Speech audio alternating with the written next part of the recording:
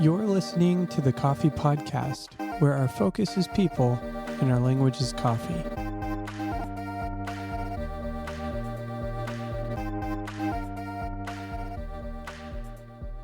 Before we dive into a really insightful conversation with coffee professional Phyllis Johnson, I want to drop a few quick updates. First one, our Coffee Science series is coming in the fall, so if you're not subscribed to the podcast, now's the time to do so. I have content with 3 major science organizations in the coffee industry, and you're not going to want to miss any of those episodes. Number 2, the Coffee Podcast has been trending in the top podcasts on iTunes for the US in arts and food category.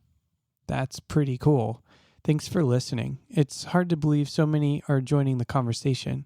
Looks like we have some new listeners in Germany and China. Thanks for joining us. Let's just dive right into this conversation. Today we have Phyllis Johnson on the show, a woman who is a force for equity in the coffee sector, and a person I'm exceedingly excited to learn from in this conversation today as we talk about anti-racism and its implications for coffee people globally.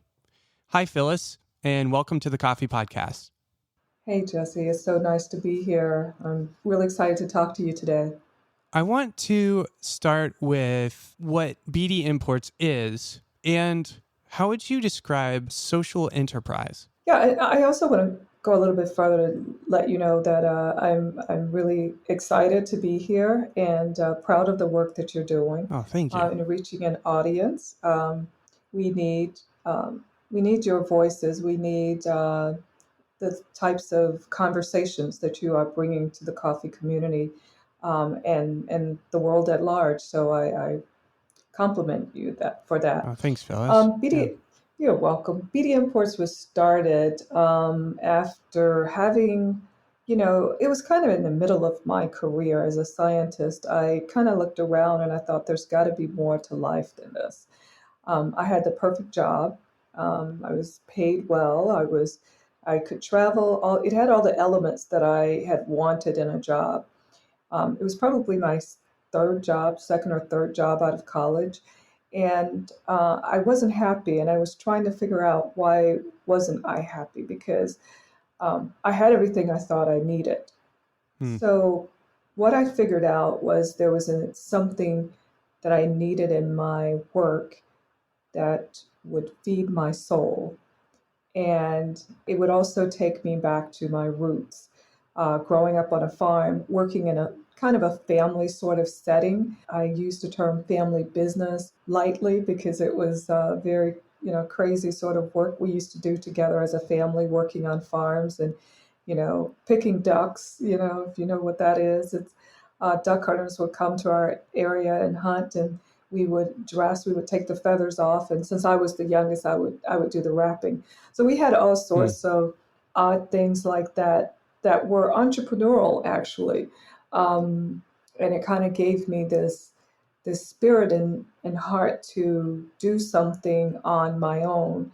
So out of the need to have my work be more meaningful, more impactful in the lives of people and in my own life, and something to call my own. So BD Imports was kind of born out of that need. Coffee was the vehicle for it. I was kind of fascinated with coffee, and the stories behind coffee is really what fascinated me most. You have a grounded history in pioneering equity in the coffee sector, specifically for women. And I'm thankful you've joined us today to discuss a different topic, equally as important, anti-racism in the coffee sector.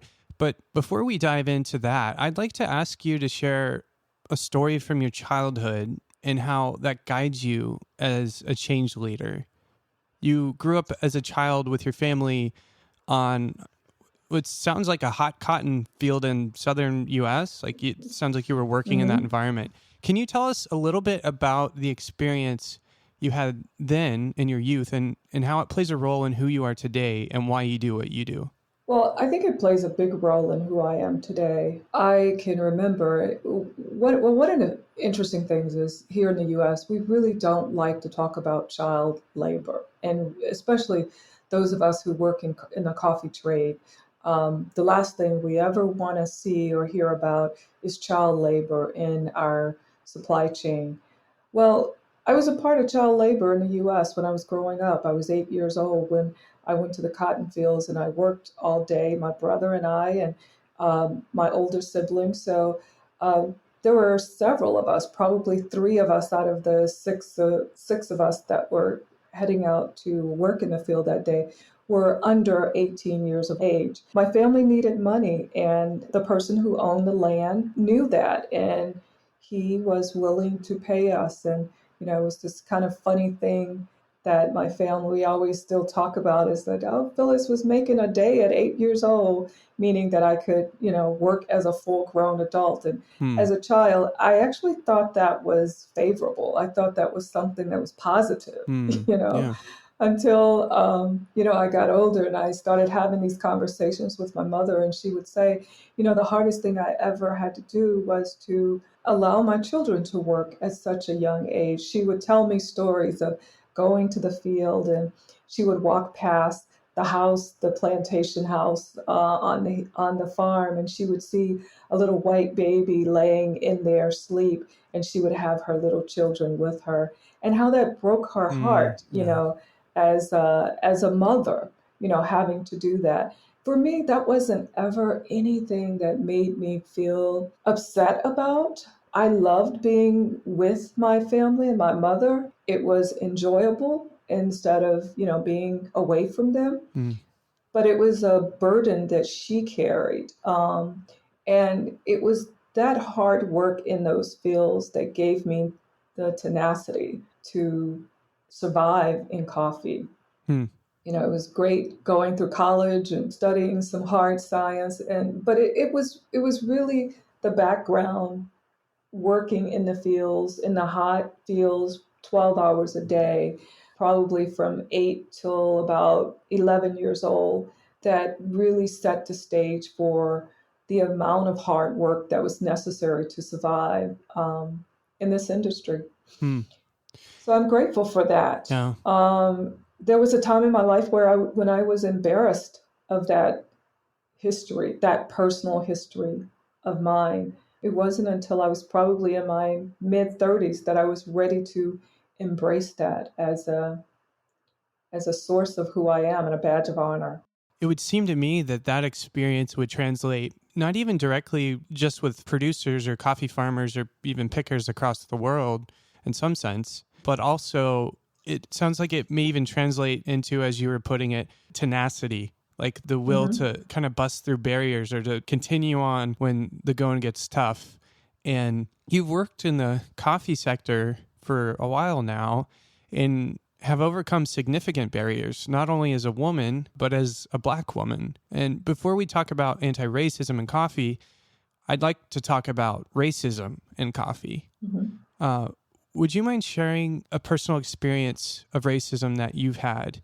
There can be so many. And, I want to preface whatever come out of my mouth by saying that I don't believe that I am eternally harmed. Maybe I am, and I don't want to admit it. I don't know.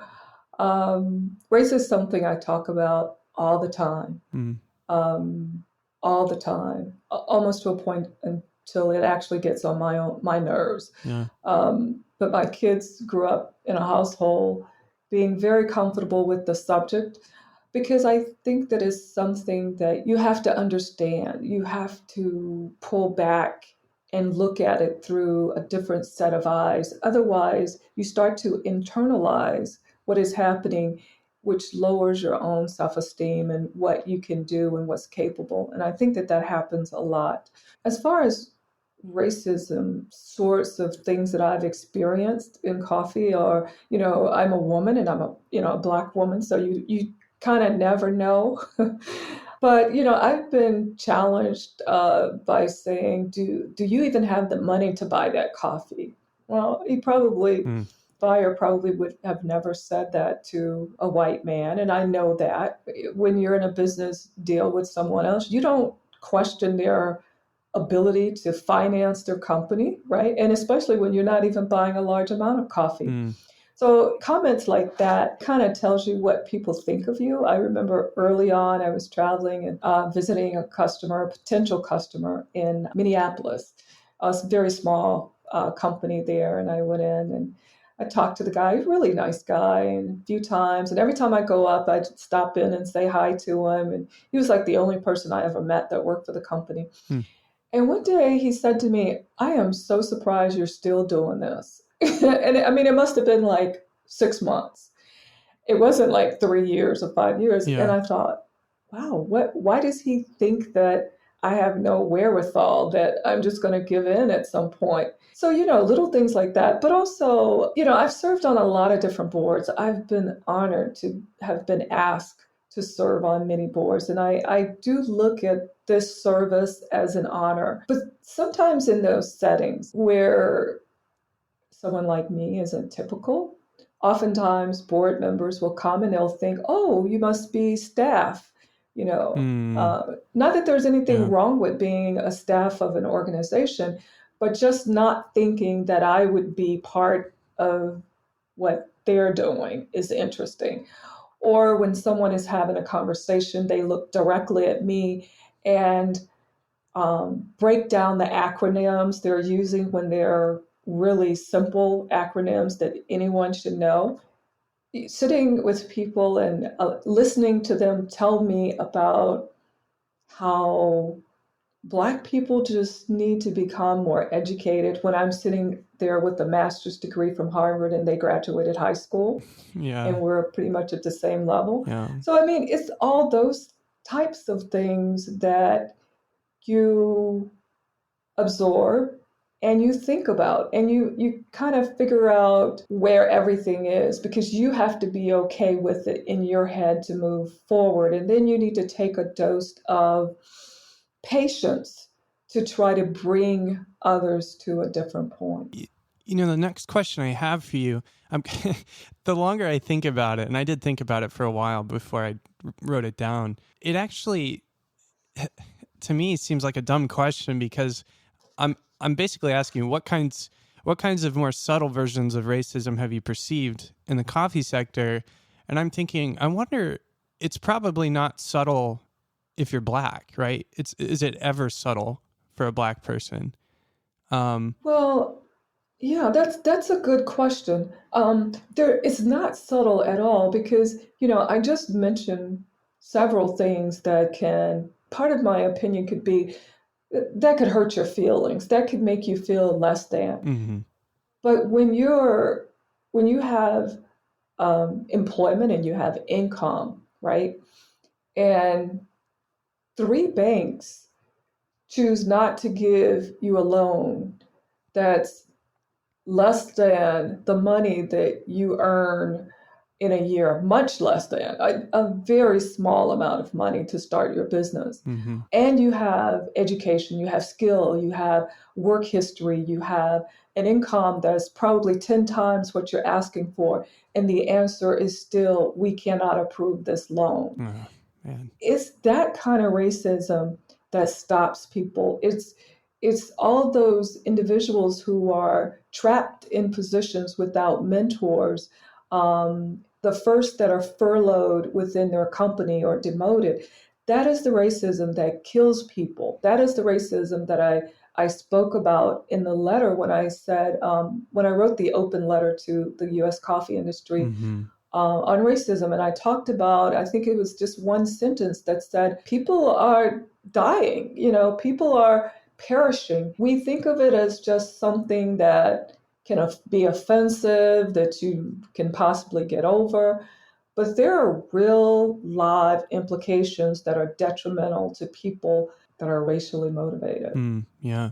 Systemic and policy and that sort of thing. Yes.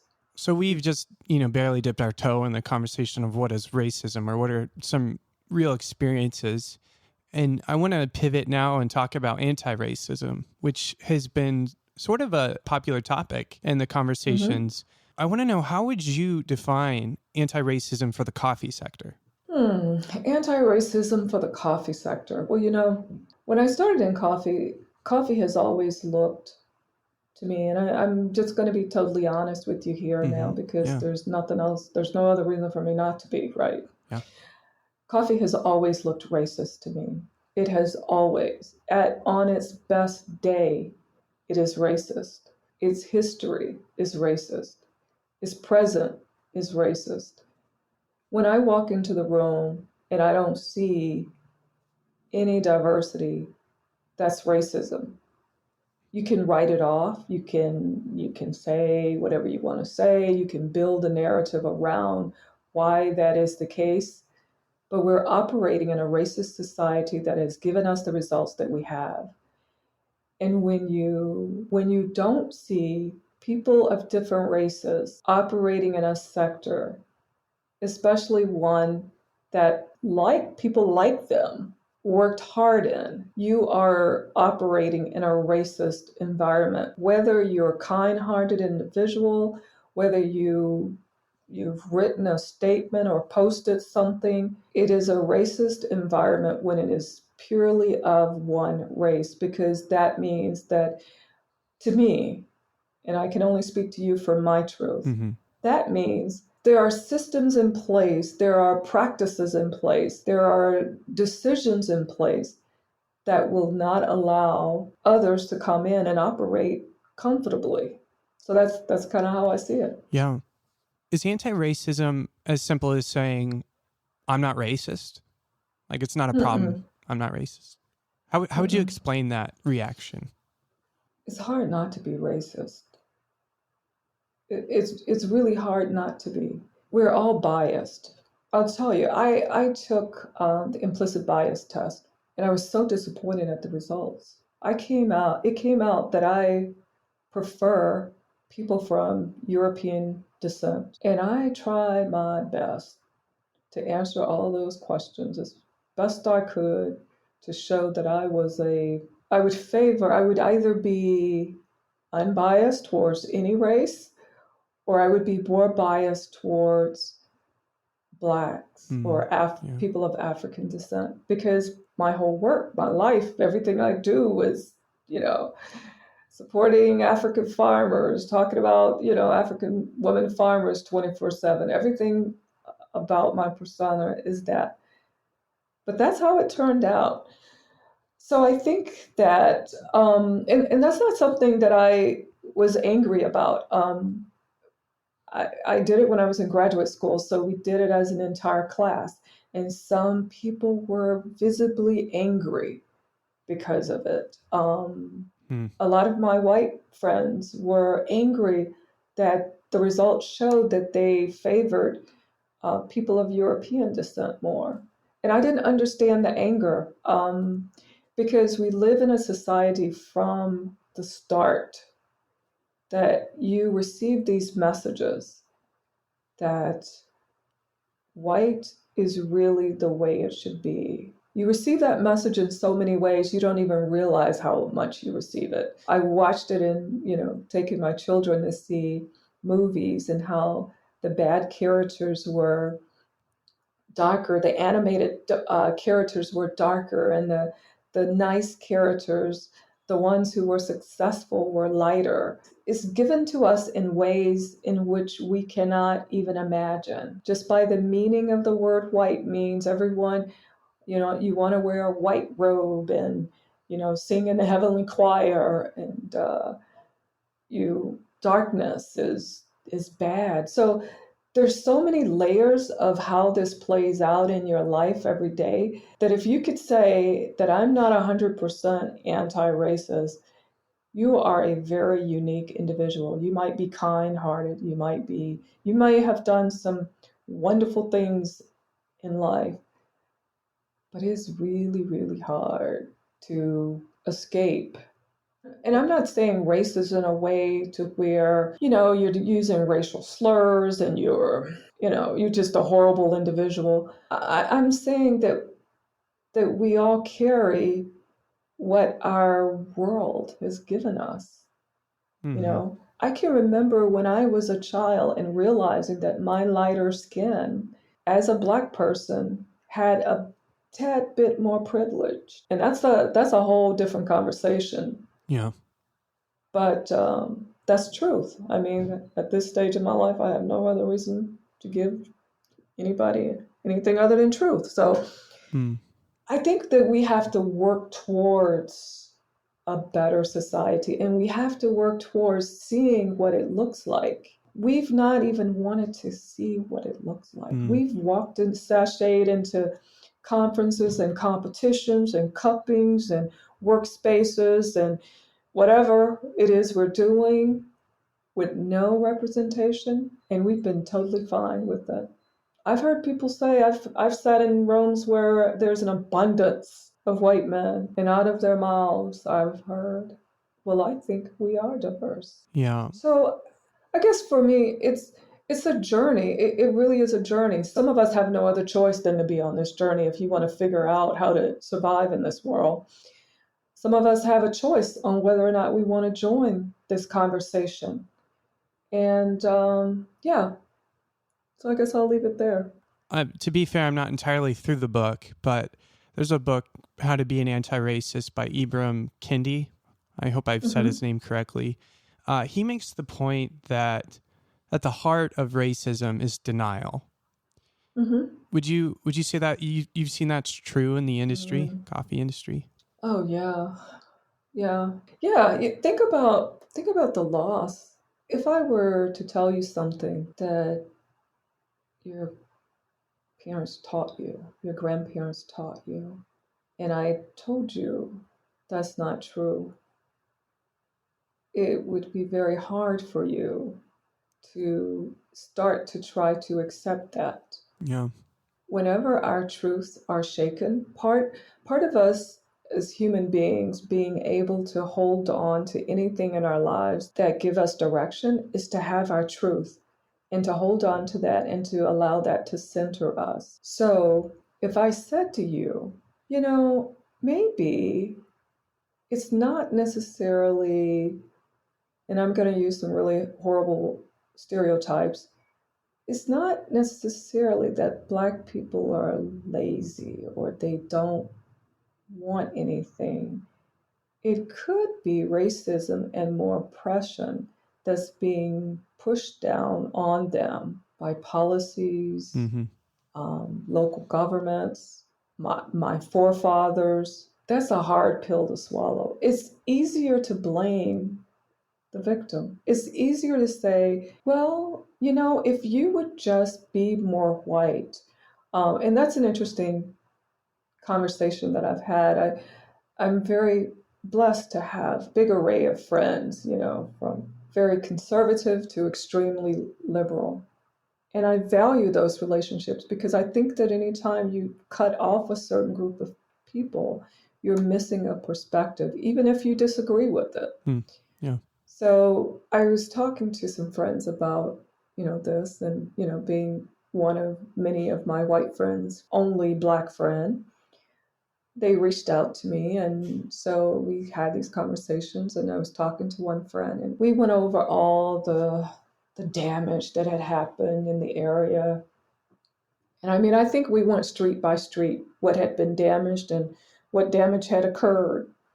And I just listened patiently, and I listened patiently. And I asked a few questions. Oh, well, did they knock the window out the bank? What happened over on this street? Okay.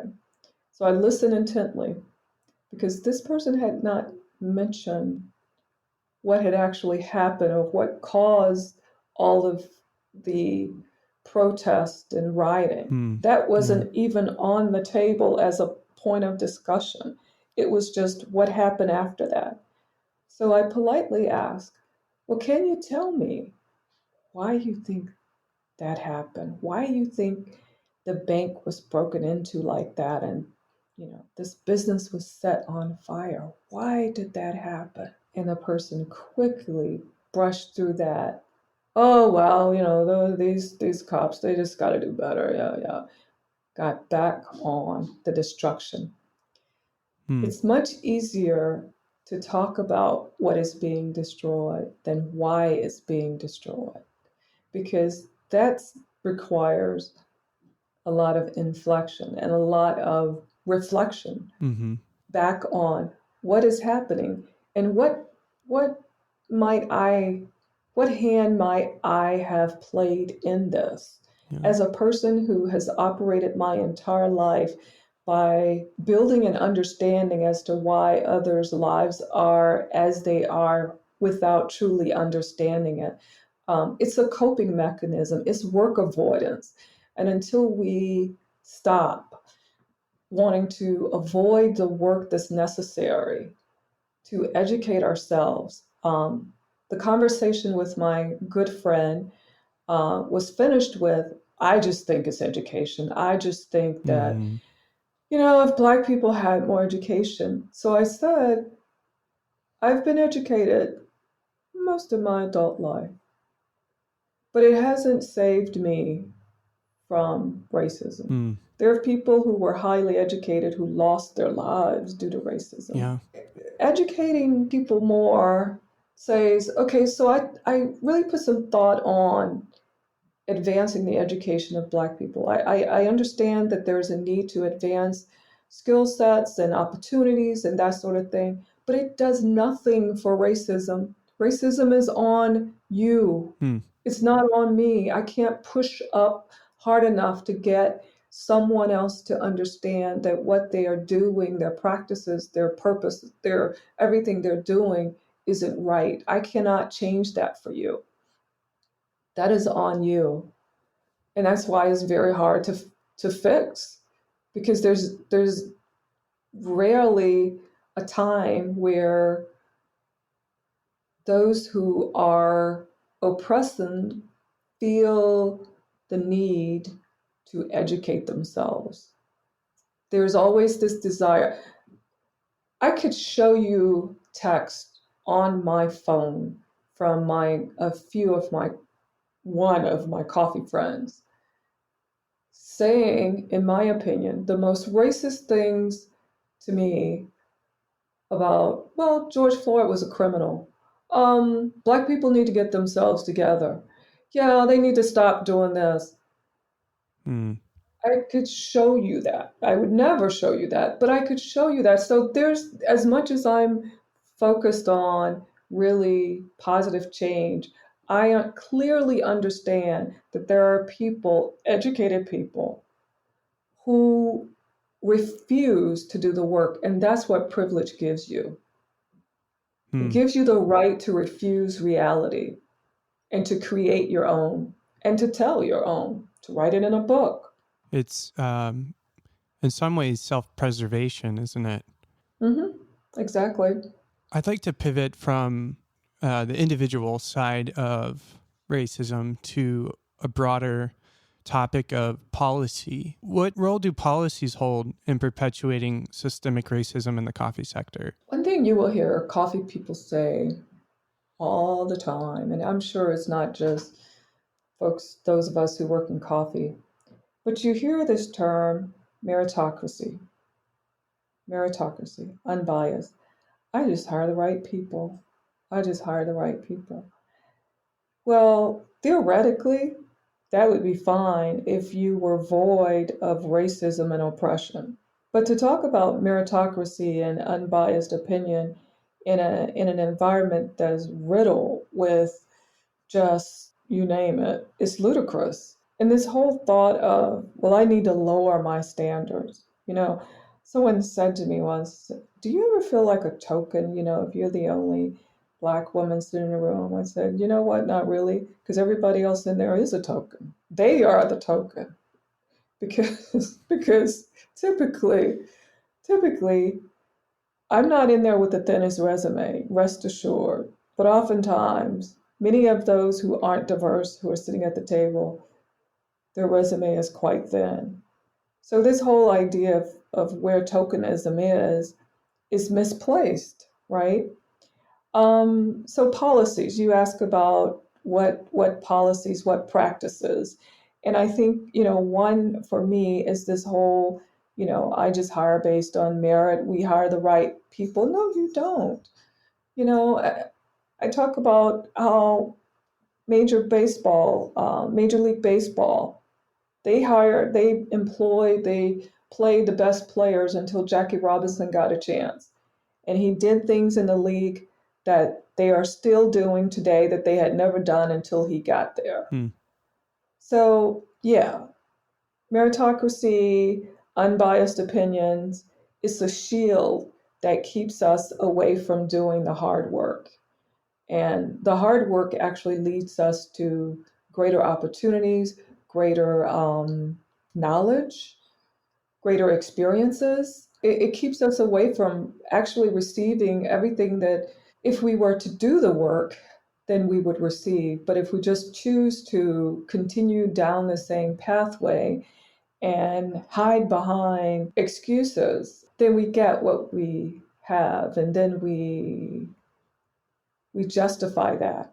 So I think that there are policies and practices that we hold on to that keep us in the same situation. But I'll also say that often we want quick fixes, right? We want to say, well, okay, well, just all right, let me just hire a couple Black people and call it a day. Next time something like this pops off, I'll be able to put up that solidarity sign and I'll be cool.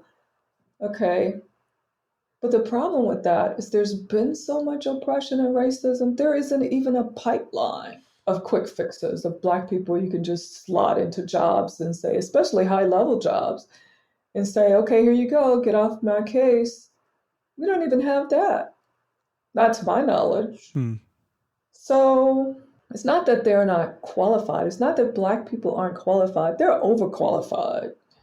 It's just that we also create these parameters that are more like what we think a candidate should be, and that profile is very much indicative of those who come before, the people who are looking for that position, than anyone else who would operate outside of that scope. So there's a lot of opportunity to open our minds and receive a lot of goodness that we haven't been looking at, to be honest. Yeah. So. Do you perceive any dangers or deceptions we need to consider as we work together toward a more equitable coffee sector? Any like pitfalls or? Yeah, I do. We'll have missteps and stops and progress, as with anything. I think we have to not harm people more. We have to not, in a wake of trying to make our corporate perceptions right or look good, answer to our customers who are maybe pressuring us to do something, to say something. We have to not harm the individuals that are part of this frontier movement for a lot of companies. Being the first Black person within a certain department, because that can be pretty harmful. As a young Black professional, I was that person. I was the only Black person in a work environment. And I had to listen to things like, oh, we like your skin color. Why are you the only one? We wish we had more like you. If my son brought you home, Phyllis, I wouldn't even be mad. And those were all positive. These people loved me. If a Black family moved into my neighborhood, I think I'd need to sell my house, Phyllis. These were just common, casual conversations by people I loved and still love me to this very day. But again, the environment, if you haven't done the work, you don't even know what you're saying is inappropriate. Yeah. You don't even know. So I think this need to really examine yourselves and understand implicit bias and work towards really rooting out what's in your heart and the stereotypes and all those things, and not try to make that person be the best representation of their race that they can be. You hire one Black person and it doesn't work out, and you say, see, I tried, but you're willing to hire 15 white men consecutively and none of them can work out, and you're ready to hire the next white man. So I think there's a lot of work to do. We all gotta figure this out. But I think that this generation is getting there. It's much closer there than it was when I went into the workforce as a 20-some-year-old. So that gives me hope. What actions would you recommend for a coffee enthusiast, a barista, a business owner in the coffee industry to be anti-racist, to do the hard work, as you put it? Well, I think you have to understand it's a process. It's not gonna feel good. I actually read books on racism. Not racism. I read books on slavery. I read books, and there are times when I just can't read it, but it gives me fuel, right? Sometimes you got to know why you're fighting. You got to know when someone comes at you with, well, that's just because of this. You got to know the truth. Yeah. So educate yourself, get past the shame, because even for me, I had to get past the shame of growing up poor, living on a farm, doing all this hard work. That shame kept me from being who I am. That shame kept me from living the life that I have and being the business owner and speaking up, being an advocate for farmers. That shame just didn't allow me to live in the way that I needed to live and be of service to others. So once you rid yourself of the shame of whatever it is that it might be, whatever is wrapped up in for you, maybe it's just being white. You know, once you get rid of that shame, you can do some miraculous things. So that's what I'm excited about. Mm. Shame keeps you bound, shame keeps you angry, and it keeps you trying to hide and deflect and ignore, come up with other solutions.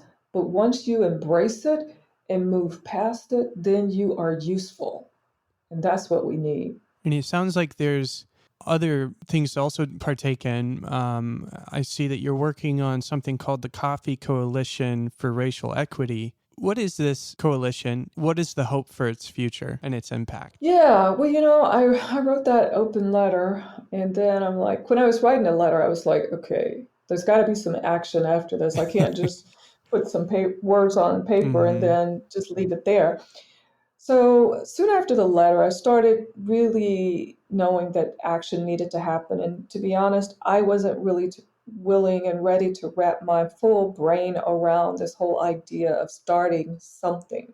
But since then, it's been a process. I have come to grips with, yes, I will be leading the formation of another organization, a non for profit organization called the Coffee Coalition for Racial Equality, known as CCRE. It's a coalition of passionate individuals understanding the linkage in coffee's history to present day and Mm. empowered to build a racially diverse and equitable industry where everyone's talents may be uplifted.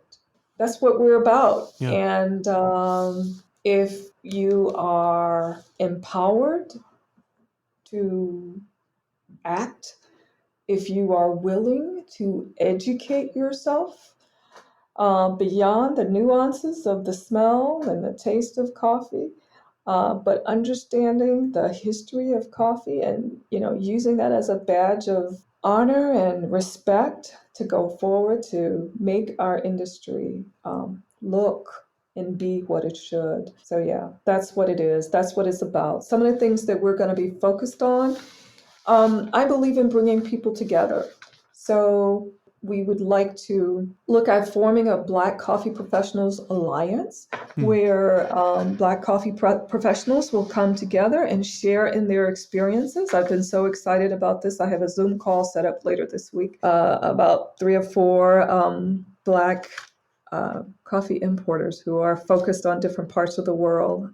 And probably some I had never heard of until they reached out to me and said, I'm getting started. Can you help me? So I think it's important that we come together. We share our experiences. We grow together. That's really important in anything that you try to do. It's not exclusion, it's empowerment. And I see that as being a pivotal point. Because in my work with Women in Coffee, what I realized is that when women first come together, they share all the kind of woe is me, I can't do this. I can't go to training because of this. I'm a woman. I can't do this. I have child responsibilities.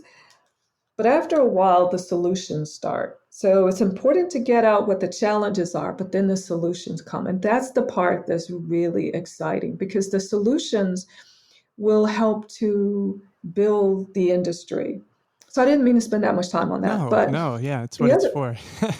the other part is to build a pathway into the industry.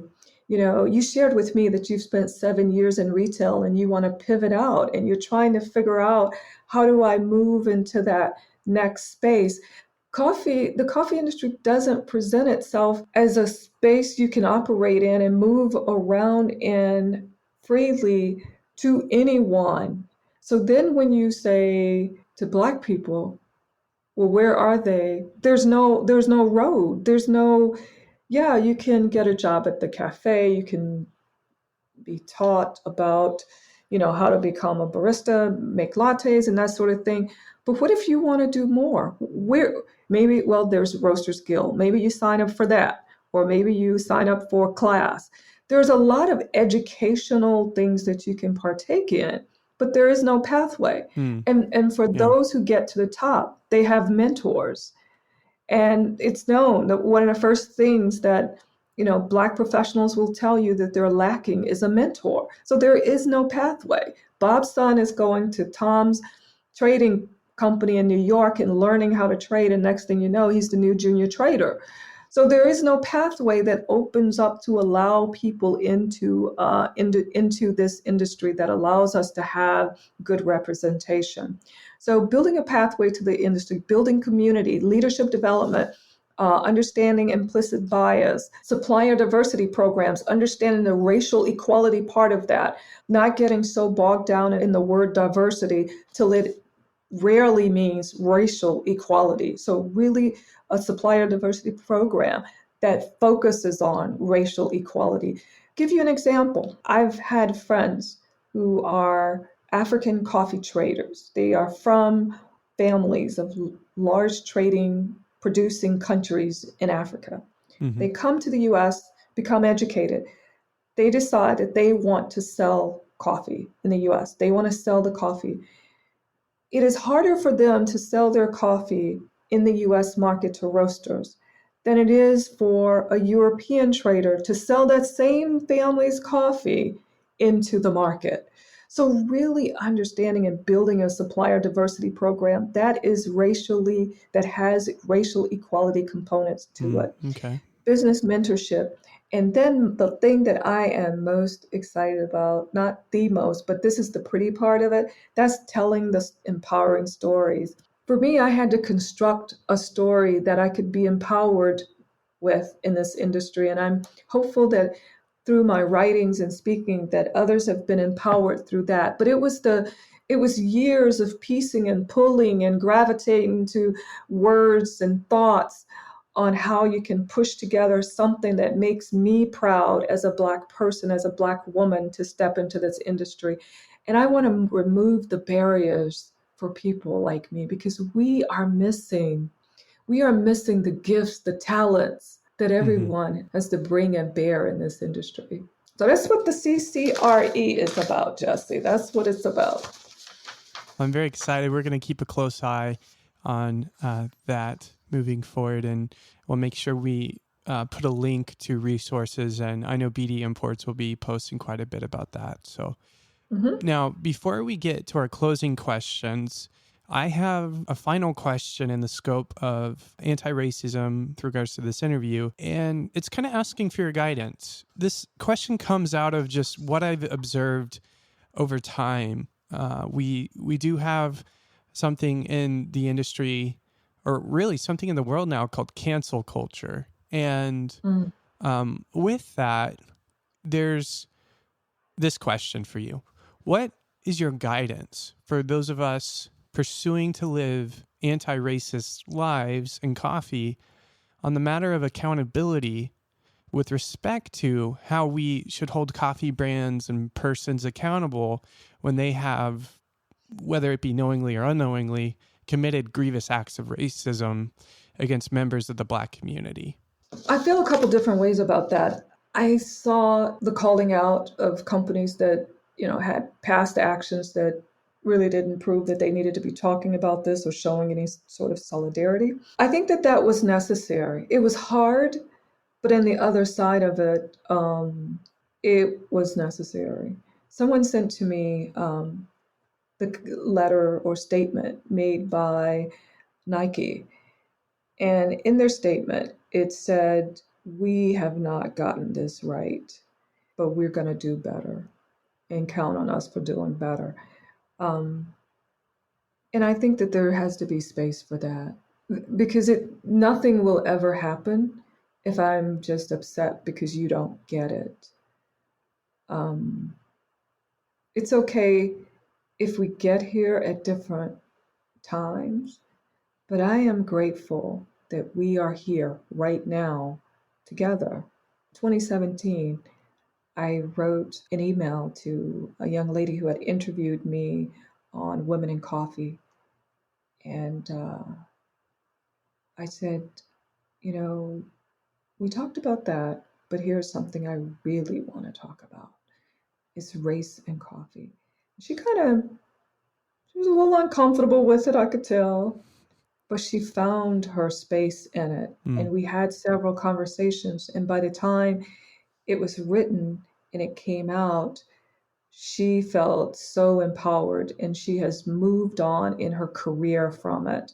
It may have been one of the first times that Sprudge had written something about race. It was probably one of the first times in that era. That was 2017. I think it was May 2017. I look back and I saw that email. And today, media sources like that, they look like they've been on the bandwagon, for decades, right? Yeah. So it doesn't take a whole lot. It takes good intentions. It takes effort. And it takes, I want to learn and grow. And I know that I'm going to be better because of this. And I know that not just I'm going to be better, but the industry. And that's why I'm happy to see you engaged in this. And I know when you called me the first time, I was like, oh no, I'm busy. I got this to do. And I was like, okay, I cannot say no. And I'm like, no, he does. His audience, they don't need to hear me. Let the younger people talk to them. I'll talk to these other old folks over here. But it was something I said, no, he's doing the hard work and you have to honor that. And so that's why I sent you an email and said, hey, I'm going to renege on my no and come back and do this with you. Yeah, thanks, So, Phyllis. Yeah. We are coming to the closing questions. And so I want to ask you first, is the fight for equity across or at the intersections of different oppressions related? For example, is there a crossroads when we talk about equity for women and equity for the Black community in coffee? That's a great question. As a matter of fact, when I read it, I wondered where you got it from or why did you think of that question? A lot of pondering.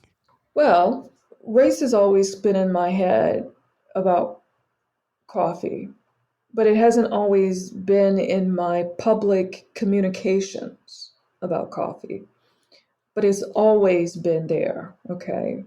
From the time I made my first international trips to Latin America and Africa, race was always in my head. But it wasn't until I started to do some work with the International Women's Coffee Alliance in Brazil. I had pressured my Brazilian friends in asking, where are the Black Brazilians in coffee? If you understand the history of coffee, you got to be saying, where are they? Where are the prominent ones, And I had asked everyone that I could because I thought after 20 years, if I don't know him or her, I don't know that they exist. So one of my friends said, hey, Phyllis, there's this International Women's Coffee Alliance chapter forming in the Mantiqueira Mountains. You got to come and see. Or she sent me a photo and she said, look. And there were like 4 Black women there. And she knew my spirit was going to jump when I saw that because she knows Phyllis Johnson liked Black people and coffee. Oh, and so, and I don't mean that in a racist kind of way, right? Okay. So I think that what happened, I got a chance to go there because I thought I got to drop everything and go. So I went, and it was an incredible experience. I could write a whole book about that experience, seriously. But what I realized is that women have this unique ability to be more inclusive. Maybe it's because they themselves are often discounted and overlooked, but they have this unique ability to be a bit more inclusive. That was the gateway, the entryway into, okay, now I'm really going to talk about this. Hmm. Let's have some real conversation about this.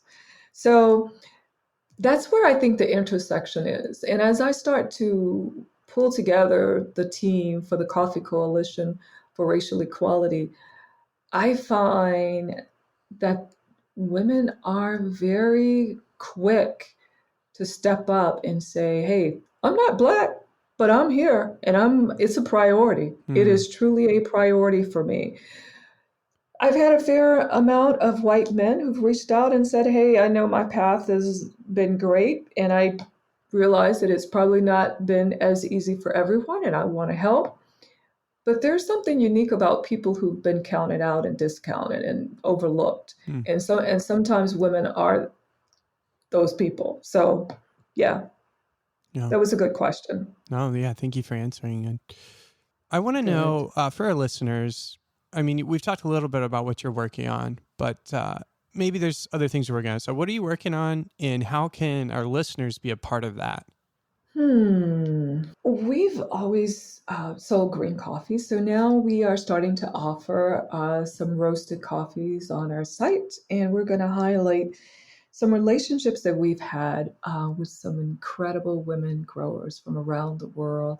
These women are pioneers. They're my peers, basically. They're the people that I looked up to when I was just getting started. They kind of sashayed in the room as the only other woman from the other side, and we developed business relationships. And I'm so proud to be launching over the probably the next 6 to 8 months, because for some countries we're out of season for coffees, but just showcasing some of what they have to offer. Yeah. So watch the website for that. There are going to be some great stories. So if you're not even a coffee drinker, but you want to read a great story about how the good old boys club did not kill a relationship between two women, a relationship that started in Rwanda 13 years ago, and just a beautiful friendship and relationship in addition to great coffee, and a relationship between a woman in Papua New Guinea who became the only, to this day, I think the only local Black woman who has an exporter's license. Hmm. Always also runs a school. So there's some great stories on our website. Buy some coffee if you need to. Send me an email, info@bdimports.com, if you're interested in the CCRE, because we're just getting started. We need minds, Yes. bodies, Mm-hmm. ideas, money, all of that stuff.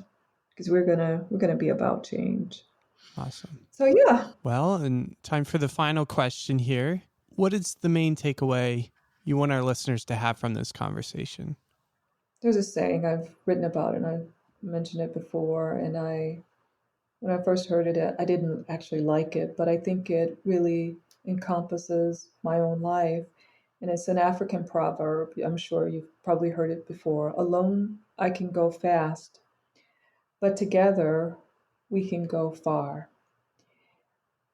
And I want your listeners to know that it really takes all of us. It takes all of us. It takes all of us and all that we have to bring. I, because I'm a Black woman, I don't have all the answers. I'm willing to try. I'm willing to try. So I leave your listeners with this is a journey. It truly is a journey that's going to take you to a place in your life that's going to give you more happiness and content. And it's going to move you away from shame or feeling like you don't quite want to even know the whole story. Um, But yeah, we can go much farther together. Hmm. Alone, I can go fast, but together we can go far. And I think that for me, it hasn't always felt good to be that. But as I look around my life and I look around my office, and I had the most um, nice conversation with a good friend. I call my supply chain partners good friends, and they're like family. And a woman that I worked with in Democratic Republic of Congo, and so she's sending me messages late at night, and she's asking me how things are going with the pandemic, and I say, I'm doing fine. How are you? She says there's a case not far from our washing station, and I'm worried about it. The borders are closed. I can't send a sample to you because, we're a landlocked country. I can't even get over to Burundi to ship the sample out. And Hmm. she's telling me all this stuff. And in the middle of it, I said, well, I'm working on this racial equality stuff. And keep in mind, this is all while I'm doing Google Translate and Yeah, yeah. from English to French to back to French to English, Yeah, I've been there in the middle before. of the night. Right. So she comes back and she says, that's good. But don't forget about the African women, Phyllis. Please don't. And I said, this work is for the African woman. Hmm. So, and that's kind of how I feel. I feel like we're all connected, and with the heart and mind of everybody involved, there's greater empathy, there's greater opportunity. So we're still doing the same work. We're just tackling it from a different angle. For links and resources to the things that Phyllis Johnson was talking about, go ahead and look in the episode notes, but a lot of that has moved to the website now since, Apple and a few others have changed the way that they're allowing show notes to share links. There's coffee science material on the way, so stay tuned. And as always, and until next time, happy brewing.